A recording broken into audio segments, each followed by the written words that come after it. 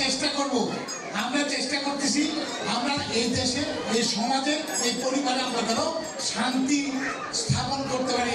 আমাদেরকে যেন সারাটা জীবনের মতো, আমি এই তো ছোটবেলা থেকে এখানে আমার যাওয়া আসা, ইদলের বাড়িতে এখানে ছোটবেলার থেকে, আরো 20 বছর 30 বছর আগে থেকে। তবে আমার দ্বারা তো আমার এলাকার যেন কোনো মানুষ কোনোভাবে অশান্তিতে না করে, এটা দেখার দায়িত্ব আমাদের।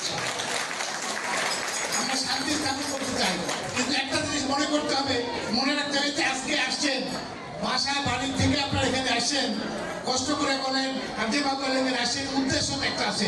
এইটা না করলে কি শান্তির যে জ্ঞান, এটা নিয়ে ধরবেন, এখান থেকে আপনারা আপনার কি হবে পূজা করবেন, এর মধ্যে আশীর্বাদ দেবেন এবং শান্তি স্থাপনের চেষ্টা করবেন। কথা তাই না? শান্তি স্থাপনটা শুরু করবো পরিবার থেকে। পরিবারে শান্তি না থাকে কিন্তু সমাজে শান্তি আসবে না। এরপরে সমাজের শান্তি স্থাপন করার আপনাদের সহযোগিতার দায়িত্ব আমার। আমি যতদিন থাকবো, আমি হিন্দু বলেন মুসলিম বলেন প্রত্যেকটা মানুষের ছাতা হিসাবে থাকতে চাই।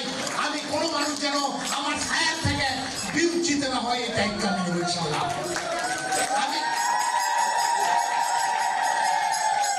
দীর্ঘদিন ধরে আমাদের এলাকার উন্নয়ন বঞ্চিত এলাকা আমরা বলি, আগামী দিনে যদি সুযোগ পাই অবশ্যই এই এলাকার ব্যাপক উন্নয়ন হবে, আপনাকে এটা বলতে হবে না।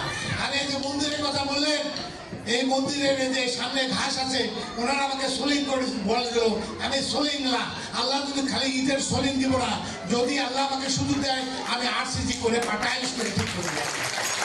এটা বললেন শেরপুরের কথা, শেরপুর যদি বলতে পারে আদর থেকে তার চেয়ে খারাপ হবে না, ইনশাল্লাহ ভালো হবে ইনশাল্লাহ। এইটাই হলো কথা। আমার জন্য আপনারা দোয়া করবেন। আমি যে কথাগুলো বললাম, আমি যেন একটা কথা এখান থেকে আমি যেন সরে না যাই আমার কাছ থেকে, এটা আমার কাছে আলাইকুলি গ্রামে যে সুযোগ পাবে আপনারা সেই সুযোগ আমার কাছ থেকে পাবেন ইনশাল্লাহ। যে কোনো আপদ বিপদ মুসিবত, যে কোনো সমস্যা আপনারা আমার কাছে যাবেন, আমি সর্বোচ্চ দিয়ে চেষ্টা করবো এই সমস্যার সমাধান করার জন্য। এই বলে আসেন আমরা সবাই মিলে একটা ভালো সমাজ ব্যবস্থা করি এবং দেশটাকে একটা শান্তিপ্রিয় দেশে নিয়ে যাই। এই আহ্বান জানিয়ে সবাইকে আবারও আমি শুভেচ্ছা জানিয়ে শেষ করছি।